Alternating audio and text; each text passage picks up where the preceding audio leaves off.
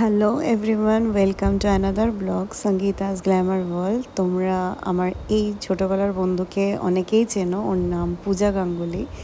Bengali সিরিয়ালে প্রায় দেখে থাকবে। তো ওর সেদিনকে আইব্রো ভাতের মেকআপের বুকিং ছিল, তো আমি গিয়ে একটু লেট হয়েছে বলে বোর হচ্ছিলাম, তাই এই ভিডিওগুলো নিয়েছি।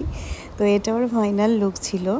ও খুব সাটল একটা লুক চেয়েছিল, কারণ ওর পরপর অনেকগুলো অনুষ্ঠান আছে আইব্রো ভাতের, তো ও এত সাজতে চাইনি খুব বেশি। তো বলেছিল খুব হালকার ওপর একটা সিম্পল গর্জাস লুক করে দিতে।